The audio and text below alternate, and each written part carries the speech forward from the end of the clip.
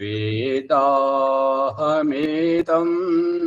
पुरुषं महान्तम् आदित्यवर्णं तमसः परस्तात् तमेव विदित्वा अतिमृत्युमेति नान्यः पन्था विद्यते यनाय नान्यः पन्था विद्यते यनाय। ఓం శాంతి శాంతి శాంతి. ఈ యొక్క ఉపనిషత్ జ్ఞానగంగ అధ్యాత్మ సత్సంగానికి వచ్చేసినటువంటి వారందరికీ నమస్తే, స్వాగతం, సుస్వాగతం. బృహదారణ్యకోపనిషత్తు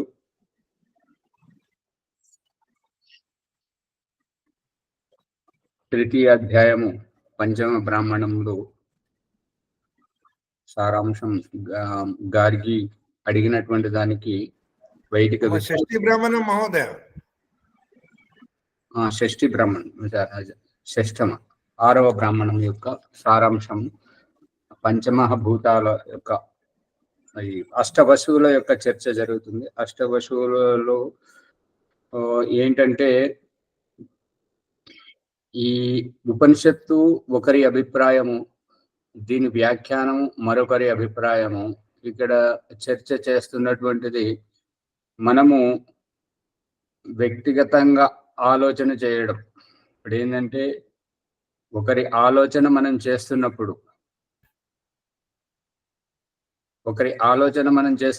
ఏంటంటే ఆ ఆలోచన పరంగా అష్టవసువులు అంటే ఏంటి, దేవలోకము అంటే ఏంటిది. పాణిని వ్యాకరణంలో దేవతలని ఎవరినంటారు అంటే దేవో వై విద్వాంస. దేవతలు అంటే విద్వాంసులు, విద్వత్ లోకం, బుద్ధిమంతుల లోకం, విజ్ఞానవంతుల లోకం. వీరందరి యొక్క సమాజమును ఋషి మునులు, తపస్వీయులు, యోగులు, సాధువులు, సన్యాసులు, ఆచార్యులు, వీరంతా విద్యావంతుల లోకం. ఈ లోకాన్ని దేవలోకం అంటారు. మనుష్య సమాజంలోనే ఈ దేవలోకాన్ని ఏర్పాటు చేసి భగవంతుడు మనుషుల కంటే భిన్నంగా ఏ రకంగా చెప్తున్నాడు అని అంటే మనుషులలాగా ఈ యొక్క మనుషులను సవరిస్తూ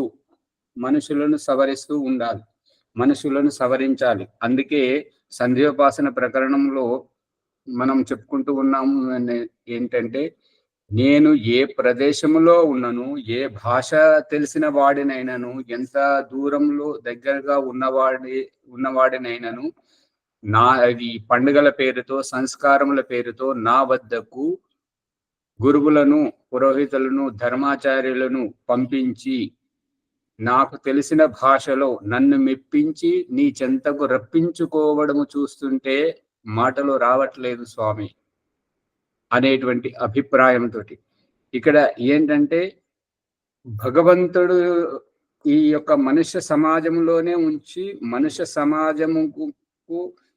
సమాజమును సవరించడానికి ఈ యొక్క దేవలోకమును ఏర్పాటు చేశాడు.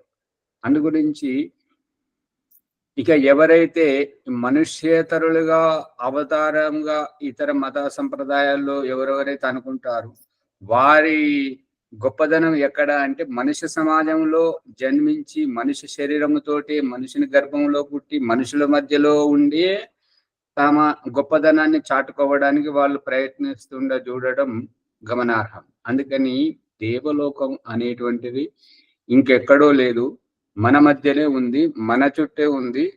ఇప్పుడు ఈ విజయలక్ష్మమ్మ గారు, అమ్మాజీ గారు వీళ్ళంతా ఏమంటుంటారంటే అమ్ము మా జీవితంలోకి ఆత్మ అంటే ఏం తెలుస్తుంది, మాకు ఆ అదృష్టం ఉందా, మాకు కలుగుతుందా, ఆ పరమాత్మ సాక్షాత్కారం అమ్ము ఎంత మహాభాగ్యము మా వల్ల అవుతుందా అని అనేటువంటి వారు. కానీ ఇప్పుడు ఎంత స్పష్టంగా వాళ్ళు చెప్తున్నారు, ఎంత అనర్గళంగా, ఎంత నిర్మోహమాటంగా చెప్తున్నారు.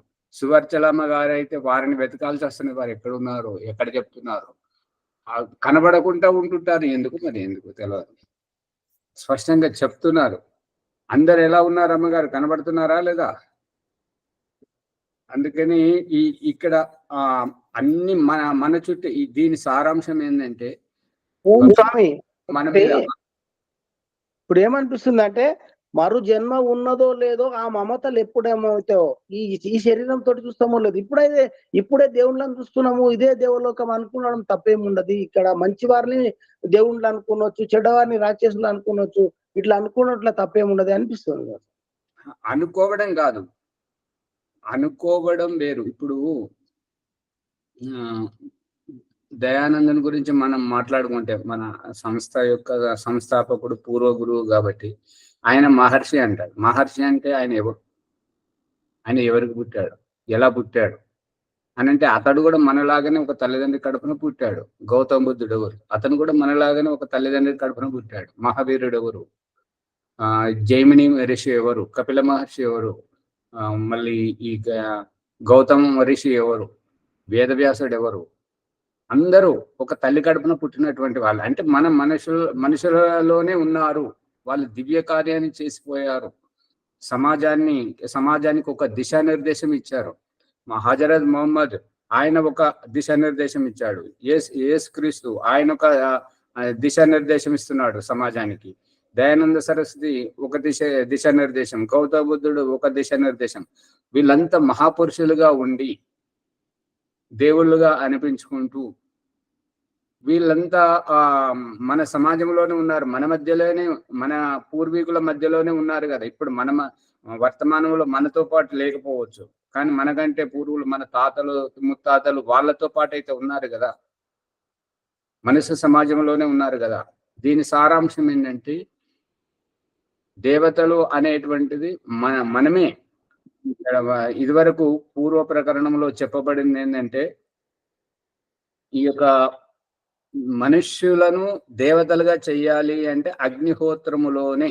మరి దేవతలుగా ఎలా అవుతారు అని అంటే, మనుష్య సమాజంలో నాది నాది నాకు కావాలి అని అనుకునేటువంటి స్వార్థపరమైనటువంటి జీవితం నుంచి సువాహ సువాహ స్వాహ, ఇదిగో తీసుకో అనేటువంటి ఇచ్చేటువంటి పరోపకారాన్ని చేసేటువంటి ఈ యొక్క సమాజంలో కుటుంబ వ్యవస్థలో పుట్టేటువంటి సంతానం ఎవరోనైనా తన కడుపు నుంచి పుడుతున్న వాడు కాబట్టి, తన బిడ్డ కాబట్టి, తనకంటే ఎక్కువగా తను పస్తులు పడి పిల్లలకు పెడుతూ సంతృప్తి పడేటువంటి తల్లిదండ్రులను గురువుకు ఉపదేశిస్తే, ఈ గురువు ద్వారా ఒకానొక సందర్భంలో అది చాణక్యుడు అర్థధర్మశాస్త్రాన్ని రచించి వాళ్ళ తండ్రి మహానందుని చేత చంపబడడం వల్ల తిండికి లేక చచ్చిపోవడం, వాళ్ళ తల్లి అయితే పేగులు పెలపెలమాడుతూ ఉన్నటువంటి తరుణంలో తన కొడుకే తన ఇంటికి వచ్చి, ఏ ఇంటికి పోయినా భిక్ష దొరకదు కాబట్టి తన ఇంటికి వచ్చి భవతి భిక్షాందేహి అని అనగానే తన కొడుకు గొంతును చూసి బయటకు వచ్చి కొడుకును తన చేతనే, తన ఇంటిలోనే తన తల్లినే భిక్ష అడుగుతున్నటువంటి ఆ వైనం చూసి విలవిలలాడిపోతుంటది. ఆ రకంగా చచ్చిపోయినటువంటి తల్లికి అంత్యక్రియలు చేయడానికి ఎవరు రాకపోతే, సమిధలు కూడా ఎవరు ఇవ్వకపోతే, తన ఇంటి వాసాలను కూల్చి వాటితోటే అంత్యక్రియలు చేసి చివరికి తాను బయటకు వెళ్ళిపోతున్నప్పుడు ఆ డబ్బుకు చాలా అవసరం వస్తుంటది. అవసరం వచ్చినప్పుడు తన మిత్రుని దగ్గరికి పోతే అతడు ఏదైనా కుదువ పెడితే నీకు డబ్బులు ఇస్తాము అని అంటే, ఇక తన దగ్గర ఏముండదు, ఇల్లు లేదు, తల్లి లేదు, తండ్రి లేదు, తిండి లేదు. మరి ఇటువంటి పరిస్థితిలో నాకు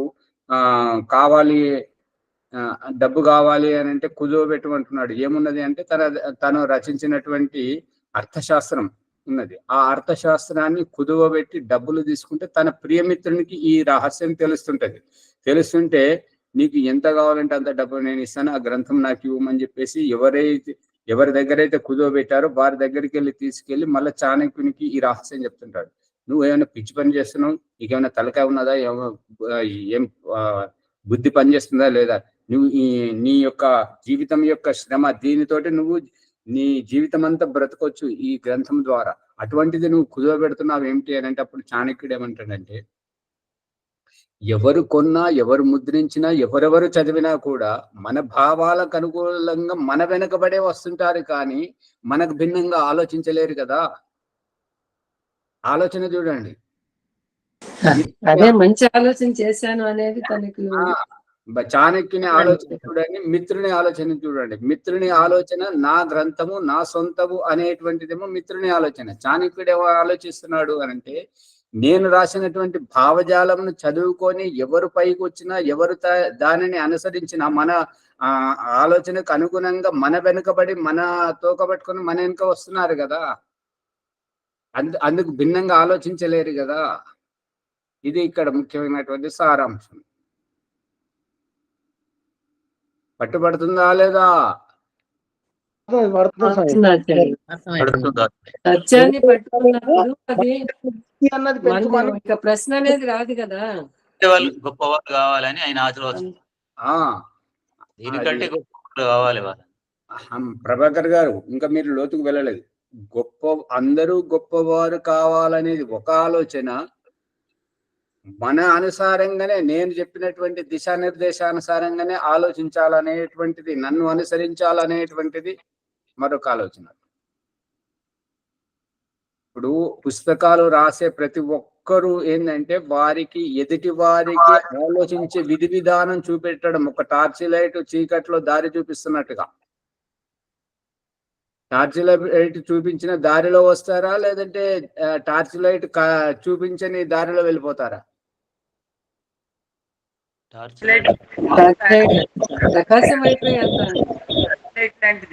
ఇప్పుడు నిన్న అందరూ ఒకేసారి కాదు, ఒకరి తర్వాత ఒకరు మాట్లాడండి. నిన్న మునిగారు అన్నటువంటి అభిప్రాయం యొక్క సారాంశం ఏంటంటే, దాంట్లో ఉన్నది కదా ఆచార్య గారు, చదివితే సరిపోతుంది కదా. అది చదివితే అది వారి యొక్క అభిప్రాయం, వ్యాఖ్యానకర్త యొక్క అభిప్రాయం.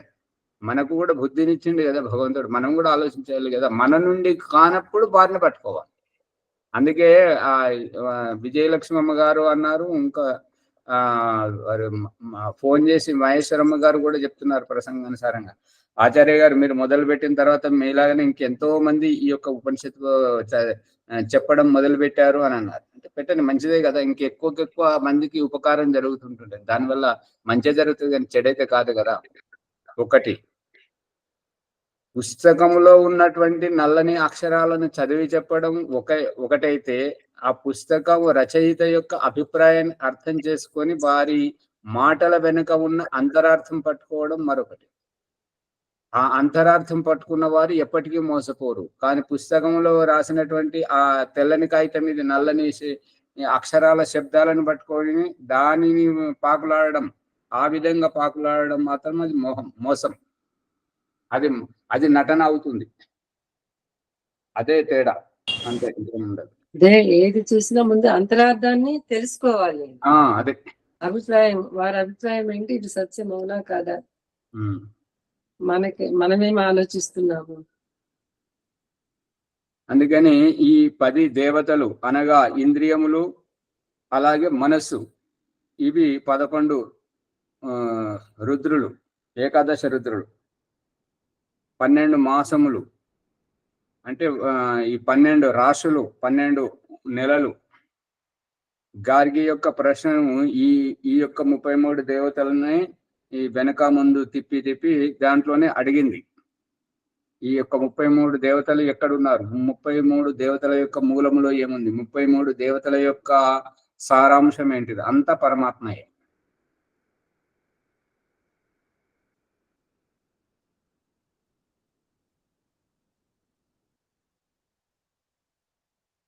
ఏకాదశి రుద్రులు మనము పోయినప్పుడు మనుషులు, బంధువులు, భర్త పోయినప్పుడు ఏడిపిస్తాయి. ఈ రుద్రులు ఏడిపిస్తాయి. అది జీవాత్మ కూడా వెళ్ళిపోయి, ఆ రుద్రులు కూడా జీవాత్మ కూడా వెళ్ళిపోతాయి కదా ఆచార్య.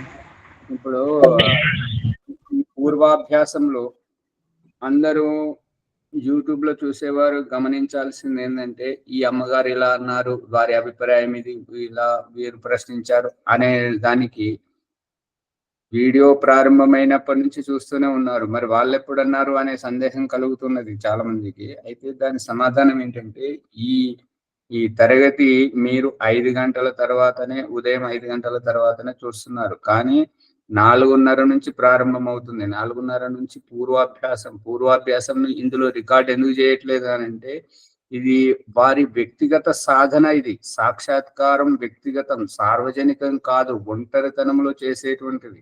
అందు గురించి పూర్వాభ్యాసంకు సమయం ఇవ్వడం జరుగుతుంది. మీలో ఎవరైతే ఒంటరిగా కూర్చుండి ఆత్మ సాక్షాత్కారం, పరమాత్మ సాక్షాత్కారం చేసుకోవాలి అంటే ఇక్కడ పూర్వాభ్యాసం చేయించడం జరుగుతుంది. 4:30 నుంచి 5 గంటల వరకు పూర్వాభ్యాసం ఇందులో పాల్గొన్నటువంటి సాధకులందరూ చేస్తున్నారు. అందు గురించి ఆ పూర్వాభ్యాసంలో వారిలో తప్పుగా వచ్చినటువంటి అభిప్రాయాన్ని ఇక్కడ సవరించడం జరుగుతుంది. ఇందాక విజయలక్ష్మమ్మ గారు ఏమంటున్నారు అంటే, ఆ ఆత్మ చూస్తుంది అంటున్నారు. ఆత్మ చూస్తుంది అని చెప్పేటువంటి మీరెవరు? శరీరమును నేను కాదు అని అన్నారు. శరీరమును నేను కాదు అని అన్నప్పుడు ఆత్మయే చేస్తుంది, ఆత్మయే అంత జరుగుతుంది అని అన్నప్పుడు మాట్లాడేటువంటి మీరెవరు? ఇది పట్టుకోలేకపోతున్నారు. నేను ఆత్మనే అనేటువంటిది, ఈ చూసేది, ఈ యొక్క కర్మఫలములను అనుభవించేటువంటిది, జన్మనెత్తేటువంటిది నేను, స్త్రీ శరీరంలో పురుష శరీరంలో నేనే ఉన్నాను అని ఆత్మభావమే, ఆత్మయే మాట్లాడుతుంది. అందుకని ఆత్మ వేరు, మాట్లాడేవారు వేరు అనేటువంటి విధంగా కాదు.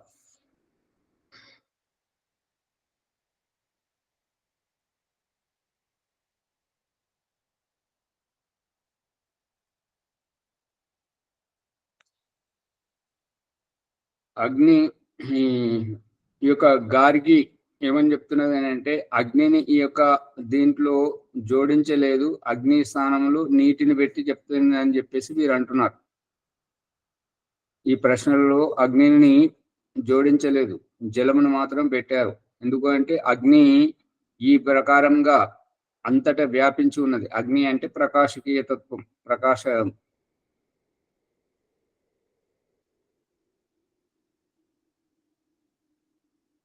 33 దేవతలలో అగ్ని, పృథివీ, వాయువు, అంతరిక్షము వీటి స్థానంలో గార్గి పృథివీ, జలము, వాయువు, అంతరిక్షము ఈ క్రమమును చూపించింది. 33 దేవతలలో దేవతల యొక్క ఆదిత్యుడు, దేవలు, దేవలోకం అంటే దేవతలు, చంద్రుడు, నక్షత్రములు ఈ వీటి స్థానంలో గార్గి గంధర్వము, ఆదిత్యము, చంద్రము, నక్షత్రము ఈ క్రమమును చూపెట్టింది. ఈ విధంగా ఈ క్రమంలో కూడా దేవలోకం స్థానంలో గంధర్వలోకం సంబంధించినటువంటి ప్రశ్నను అడిగింది. మరియు గంధర్వలోకమును ఆదిత్యుని కంటే ముందు చెప్పడం జరిగింది. 33 దేవతలలో 11 రుద్రదేవతలు అనడం, మిగిలినటువంటి వాటిని దేవతల యొక్క దృష్టిలో దేవలోకము దేవతల యొక్క దృష్టిని అంటే ఆ భావజాలంతో అలా చెప్పడం జరిగింది. దేవతలు, ఇంద్రుడు, ప్రజాపతి, బ్రహ్మ ఈ యొక్క సంబంధంలో ప్రశ్నించడం జరిగింది. రుద్రులు ఎందుకంటే ఈ యొక్క ఇంద్రియముల పేరే రుద్రులు. ఎవరు వరలక్ష్మి అమ్మగారు ఇప్పుడు అంటున్నారు, ఇవి ఏడిపిస్తవి అని అంటున్నారు. ఏడిపించేది ఎవరిని? భగవంతుడు ఈ ముక్తికి వెళ్ళేటువంటి స్థితిలో తృప్తిగా పాలు దాగి అమ్మఒడిలోంచి లేచిపోతున్నటువంటి పిల్లవాడిని కూర్చుండబెట్టుకుంటే కూర్చోలేడు, ఉండమంటే ఉండడు. అతను వెళ్తున్నాడు. అతని ఒడిలోంచి వెళ్ళిపోతున్నటువంటి అతని వైవిధ్యాన్ని చూసి తల్లి మురిసిపోతుంటుంటది. ఇది ఒకటి. ఇక వరలక్ష్మమ్మ గారు చెప్పేటువంటి ఆ ఏడ్చేటువంటి స్థితి, పాలు తాగుతూ ఉంటే తల్లే వద్దని అనడం, లేదంటే ఇంకెవరైనా వారిని తీసుకొని పోవడం. అంటే అయిష్టత, అంటే తృప్తి కాలేదు, అటువంటి స్థితిలోనే ఏడుపు ఉంటది. దుఃఖం ఉంటది. తృప్తి అయినప్పుడు దుఃఖం అనేటువంటిది ఉండదు. ఈ మోక్ష స్థితి, పరమాత్మ ప్రాప్తి స్థితి తృప్తి దశ. అందుకే ఇందాక మరి వరలక్ష్మి గారేను ఎప్పుడు గుర్తులేదు, పేరు గుర్తొస్తలేదు. ఇంద్రియాలను దేవుడు ఇచ్చాడు. దేవుడే ఎందుకు ఇవ్వాలి? దేవుడే ఎందుకు ఇవ్వాలి? దేవుడే ఎందుకు ఇవ్వాలి అని అంటే, ఈ తమాషా అంతా, ఈ నాటకం అంతా ఆడించేది అతడే, సినిమా చూపించే అతడే, తన వైవిధ్యాన్ని అమ్ముకుంటున్నాడు కాబట్టి టికెట్ పెడుతున్నాడు. అతడు పెట్టినటువంటి ఆ టికెట్ మనం కొనుక్కొని లోపలికి వెళ్ళాలి. అదే రూపకంగా స్వర్గం నుండి వస్తున్నటువంటి జీవాత్మకు ఈ 84 లక్షల జన్మలలో నువ్వు ఎలా ఉండగలుగుతుంటావు బిక్కు బిక్కు అనుకుంటూ, ఇదిగో ఇంద్రియాలను తీసుకెళ్ళి వీటితోటి కాలక్షేపం అవుతుంటదని చెప్పేసి అతడు గేట్ పాస్ ఇస్తున్నాడు స్వర్గం నుంచి బయటకు రావడానికి. మళ్ళీ స్వర్గంలోకి పోయేటప్పుడు మళ్ళీ ఈ ఇంద్రియాలను ఇక్కడనే వదిలేసిపోవాలి. ఆ ఇంద్రియాలను వదిలేయడమే ఈ షట్చక్ర భేదనం. ఓం భూ ఓం భువ ఓం స్వహ ఓం మహ ఓం జన ఓం తపః ఓం సత్యం. కిందికి దిగజారి మళ్ళీ పైకి పోవడం. ఈ షట్చక్రాలు, జయమ్మ గారు, షట్చక్రాలు ఏంటివి? ఎట్లా చూస్తున్నారు? ఎవరు చెప్తారు? బాలరాజు గారు చెప్పండి, షట్చక్రాలు ఏంటివి? శ్యామలయ్య గారు. మూలాధారం నుండి సహస్రారం వరకు. ప్రశ్నని వినమ్మ, ఆ ప్రశ్న ఏంటిది? సమాధానం ఏం చెప్తున్నాను? ఎక్కడి నుంచి ఆరంభం అవుతుంది అది కాదు కదా. ప్రశ్న ఏంటంటే షట్చక్రాలు ఏమిటి? ఉన్నవా లేవా? ఉంటే ఏమిటివి? చెప్పండి అమ్మగారు. ఇంద్రియాలు మహోదయ, ఇంద్రియాలు కొంత జ్ఞానేంద్రియాలు, ఒక మనస్సు. ఇడాపింగళ నాడుల ద్వారా కింద మళ్ళీ తప్పి ప్రశ్నను పట్టుకోమ్మా. ప్రశ్నను పట్టుకొని సమాధానం ఇవ్వాలి కానీ ఇడా పింగళ ఏ విధంగా ఆత్మ పైకి వస్తున్నది అనేది ప్రశ్న కాదు కదా. ఆత్మ విషయమే లేదు ఇక్కడ. షట్ చక్రాలు ఏమిటి? వాళ్ళు ముని గారు ఇంత స్పష్టంగా చెప్తూనే ఉన్నారు. ప్రభాకర్ గారు చెప్పండి. 5 ఇంద్రియాలు, ఒక మనస్సు, 6 ఇవే 6 చక్రాలు. ఏ ఇంద్రియాలనైతే భగవంతుని నుండి తీసుకొని ఈ జీవాత్మ 84 లక్షల జన్మలలోకి వచ్చిందో, ఇప్పుడు ఈ జన్మల నుండి మళ్ళీ స్వర్గానికి వెళ్ళాలి కాబట్టి గేట్ పాస్ గేట్ దగ్గరే ఇచ్చేసి వెళ్ళాలి. సినిమా చూడాలంటే టికెట్ తీసుకోవాలి. ఆ టికెట్ గేట్ దగ్గరే వాళ్ళకి చూపెట్టి వెళ్ళాలి. అర్థమవుతుందా? అర్థమైంది ఆచార్య. అది ఈ షట్ చక్రాలను ఛేదించేదెవరు? జీవాత్మ. చేరుకునేది ఎక్కడికి? పరమాత్మ సన్నిధి, బ్రహ్మరంధ్రం. పరమాత్మ ఎక్కడ ఉన్నాడు? బ్రహ్మపురిలో. బ్రహ్మపురి ఎక్కడ ఉంది?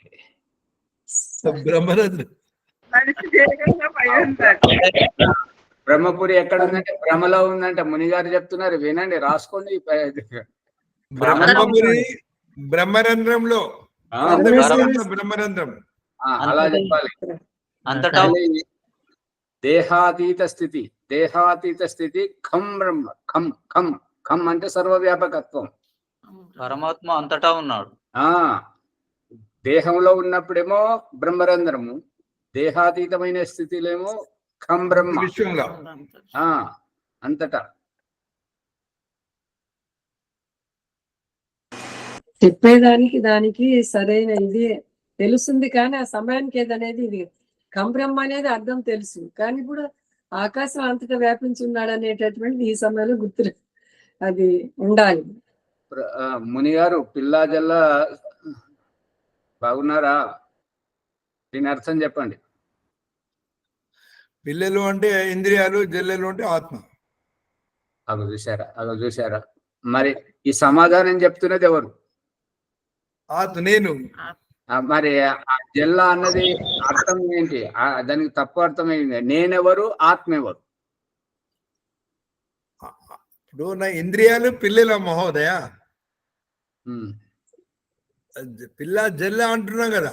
జల్ల అంటే ఏంటి? ఈ శరీరం ఎలా ఎలా తయారయ్యారు? మనస్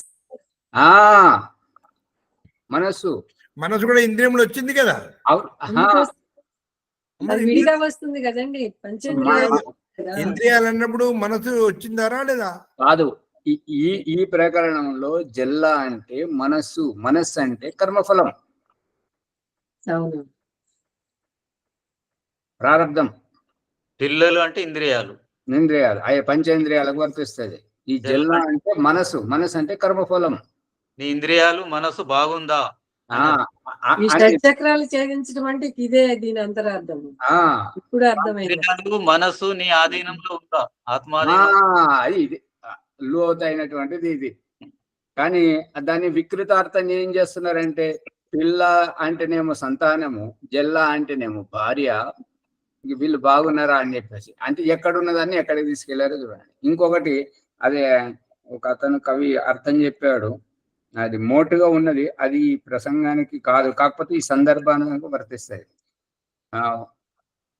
అది అనకూడదు, పండుగ రోజు కూడా పాత మొగుడే అన్నట్టు. అక్కడ ఏంటంటే దాని అంతరార్థం ఏంటంటే అక్కడ రహస్యము వేరే ఉంది. ఆ రహస్యాన్ని వదిలేసి వికృతార్థం చేస్తున్నారు. ప్రతిదీ వికృతంగా ఉన్నది అన్నట్టుగా. అందుకని అంతరార్థం తెలుసుకోవాలి. అది ఇప్పుడే ప్రసంగం గుర్తొస్తలేదు ఈ సామెత యొక్క. అతడు యూట్యూబ్ లో ప్రత్యేకించి చెప్పాడు, ఇది ఇంత మంచి చక్కని అర్థాన్ని ఈ రకంగా వికృతంగా చేసి కాముకంగా ఈ భావజాలాన్ని చెప్పడం, ఇది అత్యంత జుగుప్సాకరం, హేయమైనటువంటిది. మన భాషను అంతా ఈ రకంగా తప్పు పట్టిస్తున్నారని చెప్పేసి చెప్పడం జరిగింది. అది మన గ్రూప్ లో పెట్టిన ఆచార్యం ఉంటే అది గుర్తొచ్చింది. ఇది గుర్తొస్తే దాన్ని పెడతాను. ఫేస్బుక్ లో కూడా వచ్చింది, చాలా అద్భుతంగా అనిపించింది. ఓహో, ఇంత నీచంగా దీన్ని వ్యాఖ్యానిస్తున్నారు, దీని లోతైన అర్థం ఎంత అద్భుతంగా ఉంది, ప్రతి ఒక్కరికి తెలియాలి అని అనిపించింది. మీకు యూట్యూబ్ చూసేవారికి కూడా ఎవరికైనా గుర్తుంటే అది కామెంట్ లో పెట్టండి, పెడితే అందరికి ఉపకారంగా ఉంటుంది. ఈ రూపకంగా షట్ చక్రాలు అంటే ఇంద్రియాలు. ఈ ఇంద్రియాలను జయించుకుంటా ఇంద్రజీతులవుతూ ఈ యొక్క ఇంద్రజీత్ అనేటువంటిది ఇంద్రియాలను జయించినతని ఇంద్రజీతుడు అంటారు. ఈ రుద్రం ఈ ప్రసంగం ఎందుకు వచ్చిందంటే, వీరు వరలక్ష్మి అమ్మగారు అంటున్నారు కదా, ఈ రుద్రులు ఏడిపిస్తారు చనిపోయేటప్పుడు అని. అసంతృప్తియే దుఃఖం, సంతృప్తిలో దుఃఖం ఉండదు. ప్రభాకర్ గారు మైక్ బంద్ చేయండి, ముని గారు మైక్ బంద్ చేయండి. ఈ యొక్క అసంతృప్తియే దుఃఖం, సంతృప్తిలో దుఃఖం ఉండదు. సంతృప్తిలో ఒదుగుదల ఉంటుంటది పరిస్థితి. అందుకని ఈ దుఃఖము అనేటువంటిది ఇంద్రియాలను ఆత్మ వదలలేకపోవడం, శరీరాన్ని వదలలేకపోవడం, వదిలినప్పుడు ఇది భగవంతుడు చూపిస్తున్నాడు చూడండి. విసర్జన చేసేటప్పుడు పూర్తిగా పరిపక్వమైనప్పుడు ఆ విసర్జన అనేటువంటిది ఎంత అరటిపండు ఒలిచినట్టుగా వస్తుంటుంది. అటువంటి దానికి ఏ ఇబ్బంది ఉండదు. ఇక నీళ్లు సరిగా తాగనప్పుడు, భోజనం సరిగా అరగనప్పుడు, నిద్ర సరిగా పట్టనప్పుడు, పోయేటప్పుడు మాత్రం ఎంత అవస్థపడాలో ఆ రకంగా. అందుకని అసంతృప్తి దుఃఖం దాయకం.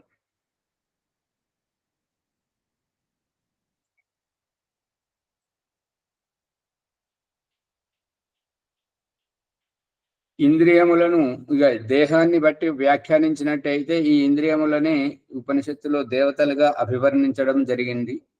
దేవాది దేవుడు ఇంద్రుడు అంటే ఆత్మ, ఇంద్రియాలు దేవతలైనప్పుడు దేవతల యొక్క అధిపతి ఆత్మ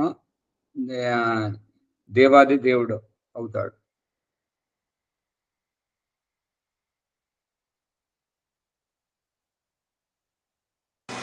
ఈ విధంగా ఆలోచిస్తే ఇక దేవలోకం వేరే ఉందనేటటువంటిది ఉండదు కదా ఆచార్యజీ. అవునవును. జీవాత్మే.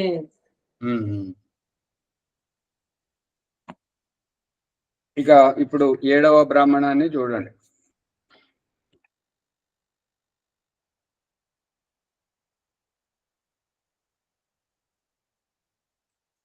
అథ 7వం బ్రాహ్మణం అథ హైనం ఉద్దాలక ఆది ప్రప్రచ్ఛ. ఇప్పుడు ఉద్దాలకుని కుమారుడు ఆరుని అడుగుతున్నాడు. యాజ్ఞవల్క్యేతి హోవాచ, ఓ యాజ్ఞవల్కుడా చెప్పు. మద్రేషు అవసామ పంచాలస్య కాప్యస్య గృహేషు యజ్ఞం అధియానస్తస్య ఆసీద్ భార్య గంధర్వ గృహీత తం అపృచ్ఛామ కోసీతి సో అబ్రవీత్ కబంధ ఆథర్వణ ఇది. సో అబ్రవీత్ పతంచలం కాప్యం యాజ్ఞికాశ్చ వేత్త నూత్వం కాప్య తత్సూత్రం ఏనాయం చ లోకః పరశ్చ లోకః సర్వాణి చ భూతాని సందిగ్ధాని భవంతీతి. సో అబ్రవీత్ పతంచలః కాప్యో నాహం తద్ భగవన్ వేదేతి.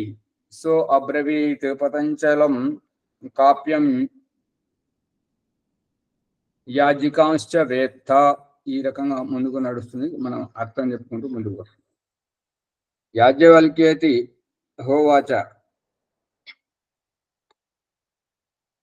ఈ జనకుని సభలో యాజ్ఞవల్కుడు ఉద్దాలకుని యొక్క సంవాదం, తర్కం నడుస్తున్నది. ఆ తర్కంలో ఈ రకంగా ప్రశ్నిస్తున్నారు. ఏమని అంటే, ఇక ఓ యాజ్ఞవల్కుడా, సమయం గడిచిపోతూ ఉంది. ఎప్పుడైతే మనము ఈ లోకంలో తమ యొక్క ఇష్టమిత్రులు కానీ కొంతమంది మిత్రులతో పాటు కలిసి ఈ యొక్క యజ్ఞశాస్త్రమును అధ్యయనం చేయడం కొరకు మద్రదేశంలో పతంచల కాప్యక ఇంటికి మద్రదేశంలో పతంచల కాప్య యొక్క ఈ ఇంటిలో నివాసం ఉంటుండేటువంటి వారు ఎవరు? ఈ యొక్క కొంతమంది మిత్రులు. వారి యొక్క స్త్రీ అంటే ఆ పతంచల కాప్యుని యొక్క భార్య ఒక గంధర్వునితోటి చాలా ప్రగాఢమైనటువంటి స్నేహం ఏర్పడింది, పరిచయం ఏర్పడి ఉంటుండే. మేము ఆ యొక్క గంధర్వునితోటి అడిగామేమని అంటే, మీరు మీ యొక్క శుభమైనటువంటి పేరు, మీ యొక్క మంచి పేరేంటి అంటే, మంచి పేరు ఏంటంటే చెడ్డ పేరు ఇంకొకటి ఉన్నదని కాదు. అది హిందీలో ఏమంటారంటే ఆప్కా శుభనామ్ క్యా హై అంటే మీ యొక్క పేరు ఏమిటి అని అడగడం జరుగుతుంది అన్నమాట. అతను అన్నాడేనంటే నా పేరు కబంధుడు, కబంధ ఆథర్వణ నా పేరు. ఇక అతను పాంచాలిక కాప్యునితోటి మరియు మేము యజ్ఞం చేసేటువంటి వారం అడిగాము. ఏమనంటే, నీవు ఆ యొక్క సూత్రంను తెలుసా? యజ్ఞం యొక్క రహస్యం వస్తుంది లోతుగా. చూడండి, యజ్ఞం యొక్క రహస్యాన్ని తెలుసుకున్నావా? ఏ రహస్యంతోటైతే ఈ లోకం నుంచి పరలోకానికి వెళ్ళడం జరుగుతుంటదో. ఇప్పుడు దేవతల యొక్క అంతరార్థం కూడా వస్తున్నది. యజ్ఞం యొక్క అర్థంతో పాటు దేవతల యొక్క అంతరార్థం కూడా వస్తున్నది. చాలా జాగ్రత్తగా వినండి. ఓ కబంధ అథర్వ, నీకు ఈ యొక్క యజ్ఞం యొక్క రహస్యం తెలుసా? ఏమిటి ఆ యజ్ఞం యొక్క రహస్యం అని అంటే, ఇహలోకం నుంచి పరలోకం. ఇహలోకం ఏంటి, పరలోకం ఏంటి? ఇహలోకము స్వార్థము, పరలోకము పరమార్థం, పరోపకారం.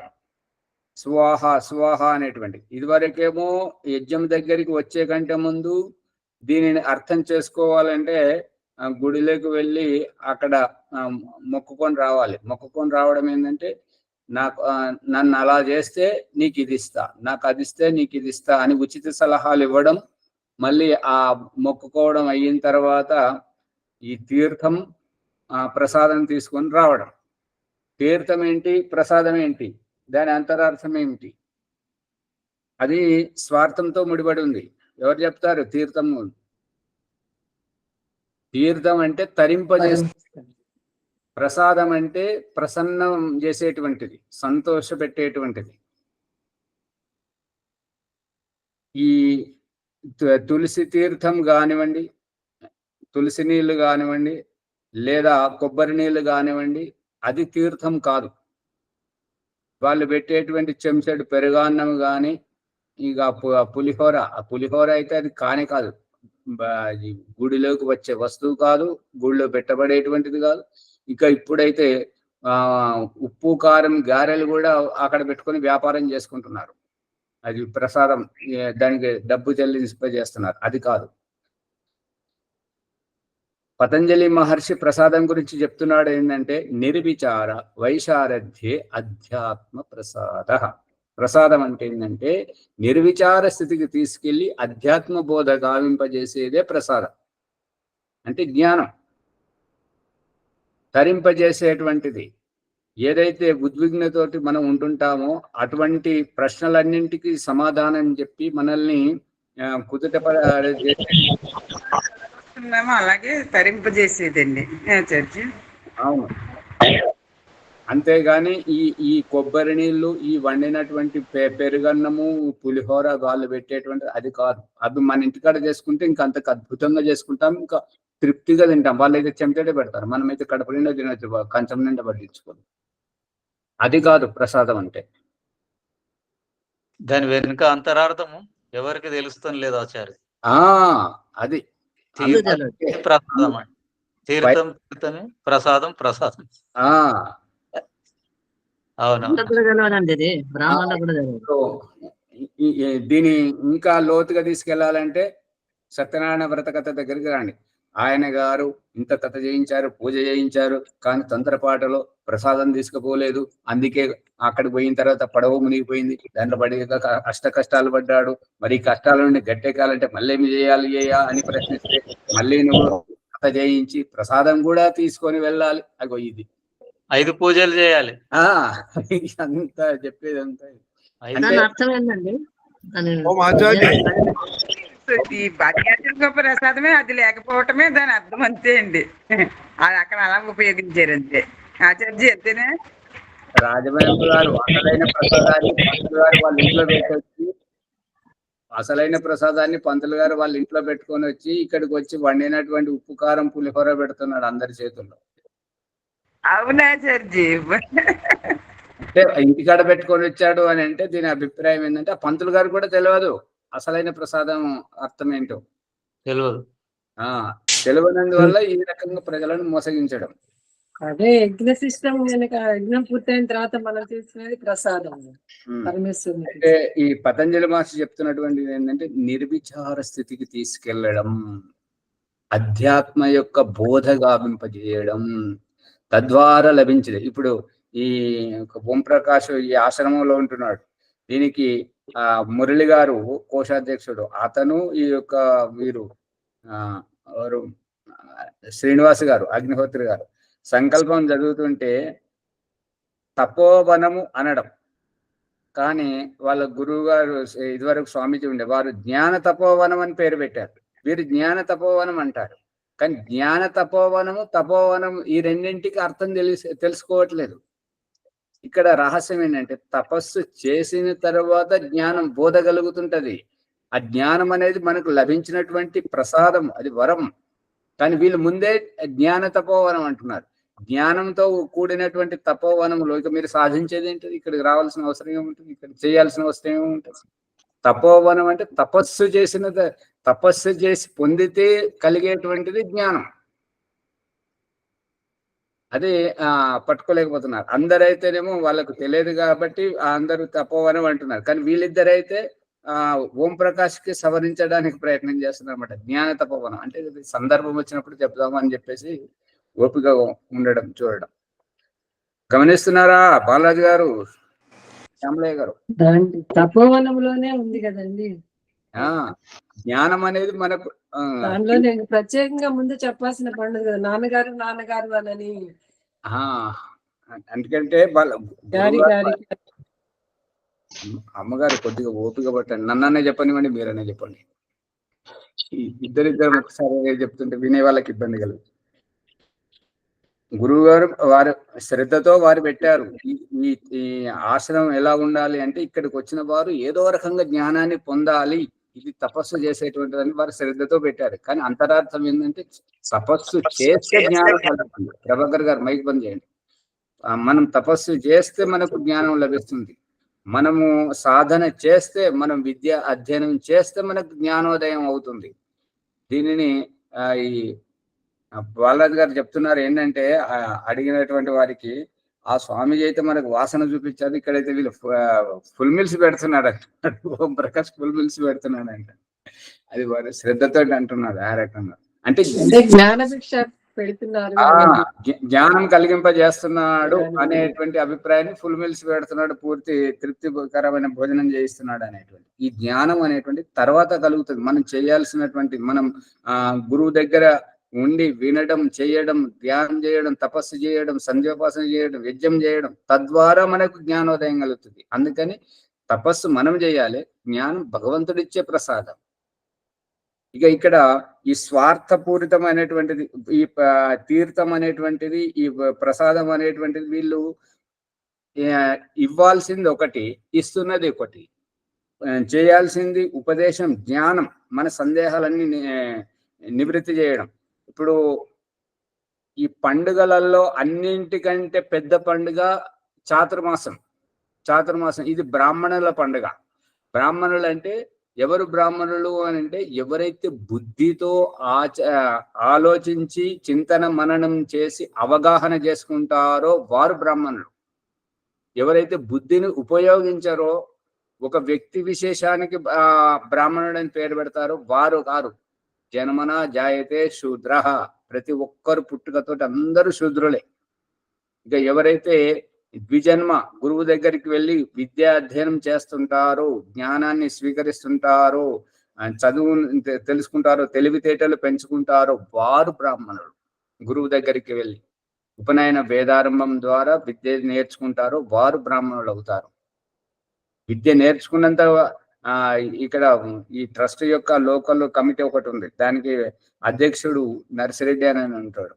చదువుకున్నంత మాత్రాన, 4 వేదాలు వడబోసినంత మాత్రాన, అనర్గళంగా చదివినంత మాత్రాన ఆచరణ లేకపోతే, మళ్ళీ వారు తీసుకొచ్చారు చూడండి, మళ్ళీ వ్యవహారం దగ్గరికి, ఆచరణ లేకపోతే అంతా ఒకటిదే.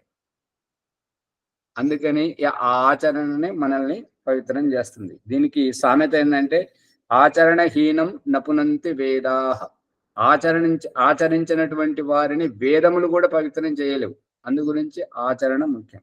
ఈ ప్రసాదం అని అంటే స్వార్థంతో కూడుకున్నటువంటి ఈ ప్రకరణం అంతా ఎందుకు వచ్చిందంటే, మనుష్య సమాజాన్ని దేవ సమాజంగా చేయడానికి ఈ యొక్క అగ్నిహోత్ర ప్రకరణములో ఇదివరకైతే ఆర్య సమాజం అగ్నిహోత్రం దగ్గరికి వచ్చే కంటే ముందు గుడిలోకి వెళ్ళి అందరూ చేయబట్టి అడుక్కొని తీసుకురావడం. ఈ అడుక్కు తినేటువంటి పరిస్థితిని వ్యక్తులు, తెలివిగల వాళ్ళు ఏమంటారంటే, ఇదేంటిది, గుడి బయట వారు పేదవాళ్ళు అడుక్కుంటున్నారు, గుడి లోపల ఈ ధనవంతులు అందరూ అడుక్కుంటున్నారు. ఎక్కడైనా అడుక్కోవడమే కదా. ఆ అడుక్కునే స్థితి నుంచి, ఈ యొక్క యాచక స్థితి నుంచి దాతృత్వ స్థితికి, ఇచ్చేటువంటి స్థితికి, ఈ ఆర్య సమాజంలో ఇచ్చేటువంటి స్థితి, అగ్నిహోత్రం చేసేవారు ఇచ్చేటువంటి స్థితికి, దేవత స్థితికి, భగవంతుడు అంతా జీవాత్మలకు దారబోస్తుంటే, తల్లిదండ్రి పిల్లలకు దారబోస్తుంటే, ఈ యొక్క యజ్ఞం చేసే యజమానుడు యజ్ఞము దగ్గరికి, యజ్ఞంలో దేవతలకు, అగ్నికి, పంచమహాభూతాలకు యజ్ఞం దగ్గరికి వచ్చినటువంటి వారికి పండు, ఫలము, ప్రసాదము ఆరూపకంగా యజ్ఞం చేయించడానికి వచ్చినటువంటి గురువులకు దక్షిణ రూపకంగా మరి ఏదో రూపకంగా ఇవ్వడమే మళ్ళీ చివరికి ఇంత ఖర్చు పెట్టుకొని మళ్ళీ చివరికి నమస్కారం చేసి అతడు ఒదిగి ఉండడం, ఇది దేవత్వానికి, మనుషత్వం నుంచి దేవత్వానికి తీసుకురావడం ఈ యొక్క ప్రకరణ. యజ్ఞం ద్వారా పరమేశ్వరుడే చెప్తున్నాడు జీవాత్మ ఎంత గొప్పవాడా అనేటటువంటిది నిరూపణ. అందుకంటే తన జీవాత్మ వరకే చేస్తున్నాడు, కానీ జీవాత్మ తన పక్కన ఉన్న వాళ్ళకి అందరికీ, ఇంకా దేవతలకి మనుషులకి అందరికీ ఉపయోగపడేటువంటి క్రియ జరిపిస్తున్నాడు కాబట్టి గొప్పవాడు. జీవాత్మ గొప్పవాడు, మనుషుడే గొప్పవాడు. ఈ యొక్క ఆశ్రమంలో చాతుర్మాసం ప్రారంభం అది లాంఛనంగానైతే జరుగుతుంది. ఇక సార్వజనికంగా ఏంటంటే ఈ యొక్క జంధ్యాల పౌర్ణమి, కార్తీక ఏమంటారు రక్షాబంధనం, ఆ రోజు నుంచి ఈ యొక్క ట్రస్ట్ యొక్క అధ్యక్షులు వస్తున్నారు. వారి సమక్షంలో అంత కలశంతో స్వాగతం చేసి అదంతా చేయడం జరుగుతుంది. చతుర్వేద పారాయణ యజ్ఞం కూడా ఎవరైనా పాల్గొనవచ్చు, మంచి అద్భుతంగా జరుగుతుంది. ఈ యొక్క ప్రకరణాన్ని చూడండి. ఈ యొక్క యజ్ఞం యొక్క రహస్యాన్ని అంతా ఇక్కడ చూపించడానికి ప్రయత్నం చేస్తుంటాం. ఈ యొక్క ఏమంటది ఉద్దాలక ఆరుని వీళ్ళందరూ కలిసి అతని దగ్గరికి కబంధ అథర్వ దగ్గరికి వెళ్ళి అడుగుతున్నారు, నీకు ఈ యొక్క యజ్ఞం యొక్క రహస్యం తెలుసా? ఈ మనుషత్వం నుంచి దేవతలు ఏ రకంగా అవుతుంటారు, దివ్యత్వాన్ని ఏ రకంగా పొందుతుంటారు, ఈ యొక్క రహస్యం తెలుసా, యజ్ఞం యొక్క అంతరార్థం తెలుసా అని చెప్పేసి అతీతమైందని చెప్తున్నారు. అది సమయం అదే మునిగారు గుర్తు చేస్తున్నారు. సరే నేను గమనించలేదు. ఇప్పుడుగా రేపు యజ్ఞం యొక్క స్వరూపం వస్తుంటది. ధన్యవాదములు. 7వ బ్రాహ్మణం లోపల గార్గి, 6వ బ్రాహ్మణం లోపల గార్గి అడిగిన ప్రశ్నలకు సమాధానం చెప్తూ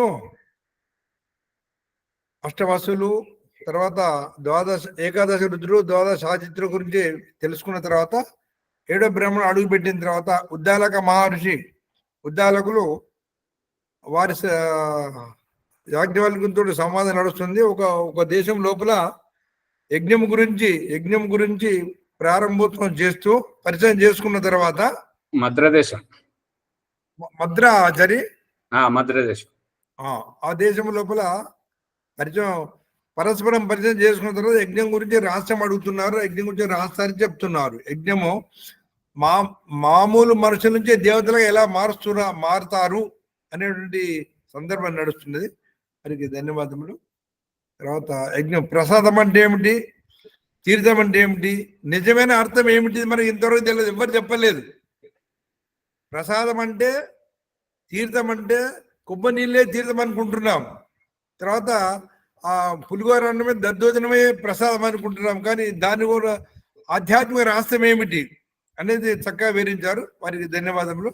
అనంతరము వైదిక సంధ్యోపాదన ప్రభాకర్ గారు చేయించడం ప్రార్థన. ఈ యొక్క ఎపిసోడ్ ను లైక్ చేయండి, షేర్ చేయండి, సబ్స్క్రైబ్ చేయండి. పక్కనే ఉన్న గంట సింబల్ గట్టిగా నొక్కండి. 1-2 సార్లు వినాలి. ఓం వైదిక సంధ్య.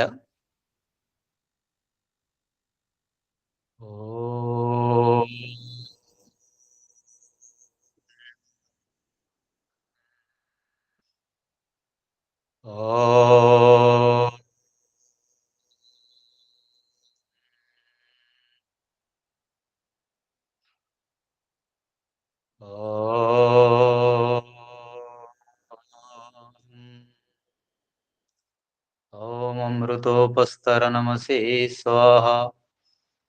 ఓం అమృతాపిధా నమసే స్వాహ. ఓం సత్యం యశః శ్రీర్మైశ్రీ శ్రేయతాం స్వాహ. ఓం శన్నో దేవీరభిష్టయ ఆపో భవంతు పీతయే సంయోరభిస్రవంతు నః. ఓం వాక్ ॐ प्राणः प्राणः ॐ चक्षुः चक्षुः ॐ श्रोत्रं श्रोत्रम् ॐ नाभिः ॐ हृदयम् ॐ कण्ठः ॐ शिरः ॐ बाहुभ्यां यशोबलम् ॐ करतलाकरपृष्ठे ॐ भुवः पुनातु शिरसि ॐ भुवः पुनातु नेत्रयोः ॐ स्वः पुनातु कण्ठे ॐ महः पुनातु हृदये ॐ जनः पुनातु नाभ्याम् ॐ तपः पुनातु पादयोः ॐ सत्यं पुनातु पुनः शिरसि ॐ खं ब्रह्म पुनातु सर्वत्र ॐ भुः ॐ भुवः ॐ स्वः ॐ महः ॐ जनः ॐ तपः ॐ सत्यम् ॐ ऋतं च सत्यं च विद्धा तपसोऽध्यजायताम् ततो रात्र्यजायता ततो समुद्रार्णवादधि संवत्सरो अजायत अहोरात्राणि विदधद्विश्वस्य मिषतो वशी सूर्याचन्द्रमसौ धाता यथा पूर्वमकल्पयत् दिवं च पृथिवीं च अन्तरिक्षमतो स्वः ॐ शन्नो देवीरभीष्टय आपो भवन्तु पीतये शंयोरभिस्रवन्तु नः ॐ प्राचीदिगग्निरधिपतिरसितो रक्षितादित्यायशवः तेभ्यो नमो अधिपतिभ्यो नमो रक्षितृभ्यो नमो ईशुभ्यो नमो येभ्यो अस्तु तस्माद्वेष्टियं वयं दिस्मस्तं वोजं वेदद्मः दक्षिणादि इन्द्रोऽधिपतिस्थिरचिराजैरक्षिता पितरैषवः तेभ्यो नमो अधिपतेभ्यो नमो रक्षितृभ्यो नमो ईशुभ्यो नमो येभ्यो अस्तु योऽस्माद्वेष्टियं वयं दिस्मस्तं वोजं वेदद्मः प्रतीचेदिग्वरुणोऽधिपतिः पृदाको रक्षितान्नमिषवः तेभ्यो नमो अधिपतेभ्यो नमो रक्षितृभ्यो नमो ईशुभ्यो नमो येभ्यो अस्तु योऽस्माद्वेष्टियं वयं दिस्मस्तं वोजं वेदद्मः उदीचेदिक्सोमोऽधिपतिः स्वजो रक्षिता शनिऋषवः तेभ्यो नमो अधिपतेभ्यो नमो रक्षितृभ्यो नमो ईशुभ्यो नमो येभ्यो अस्तु योऽस्माद्वेष्टियं वयं दिस्मस्तं वोजं वेदद्मः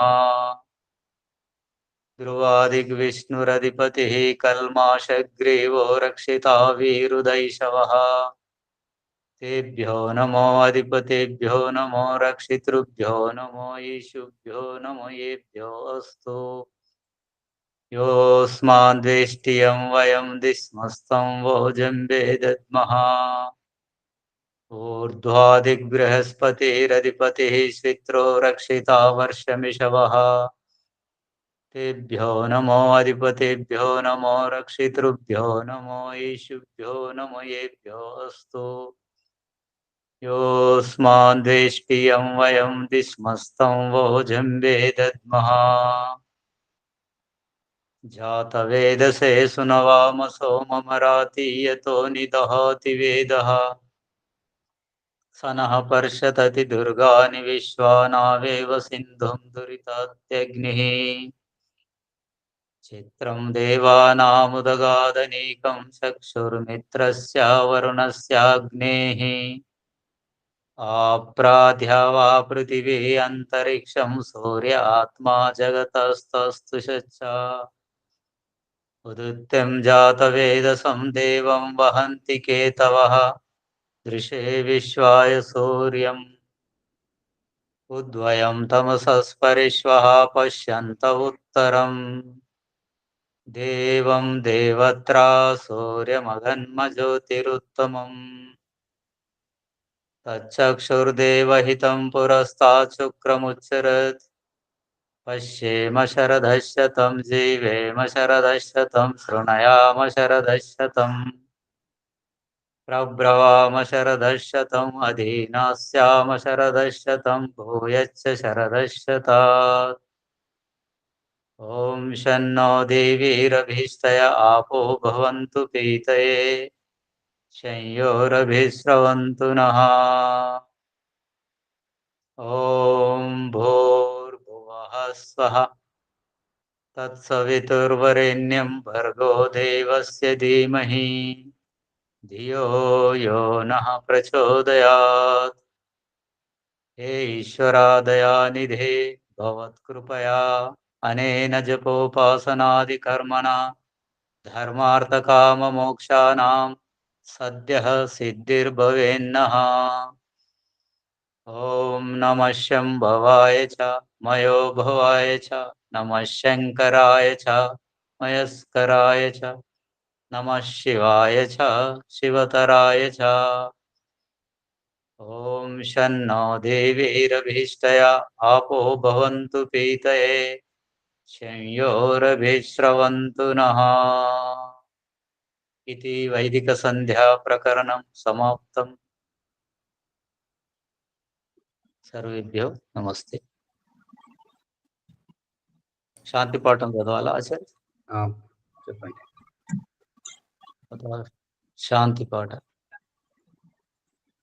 ओम ध्यो शांति अंतरिक्षं शांति पृथिवी शांति आपः शांति ओदय शांति वनस्पते शांतिर्विश्वे देवा शांति ब्रह्म शांति सर्वं शांति शांतिरेव शांति सामा शांतिरेधि ओम शांति शांति शांति నమస్తే ఆచార్య ఒక సెకండ్ అండి. ఇప్పుడు ఎంతో ఇలాంటి విషయాలన్నీ తెలుసుకుంటున్నాము. ఆత్మ ఆనందపడుతుంది, సంతోషపడుతుంది. దీన్ని ఎవరు చేస్తున్నారు? ఆ సంతోషాన్ని కలిగించేది పరమాత్మ. కానీ ఆత్మ సంతోషపడుతుంది కదా అంటే దీని అర్థం నాకు తెలుస్తలేదు. ఒక్క సెకండ్.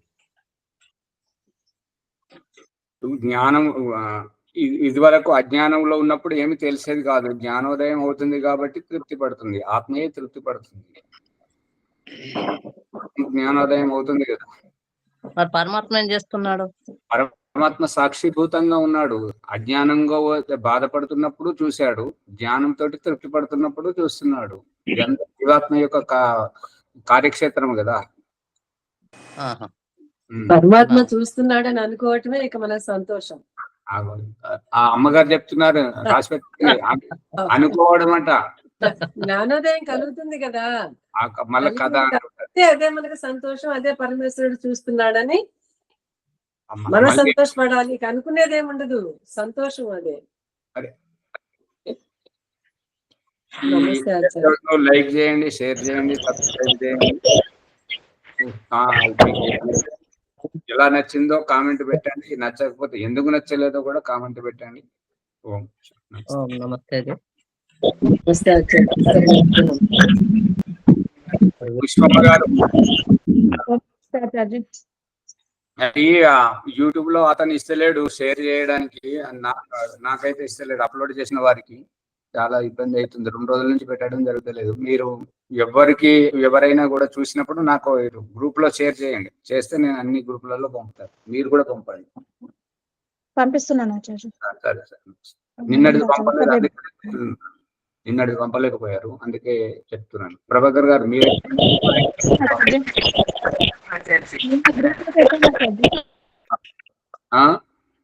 నిన్న గ్రూప్ లో పెట్టాను. పెట్టారా? సరే సరే, చూస్తాను. మ్యూట్ లో ఉన్నారు, మ్యూట్ లో ఉన్నారేమో చెప్పబోతున్నారు. ఎవరు? శ్రీనివాస్ గారా?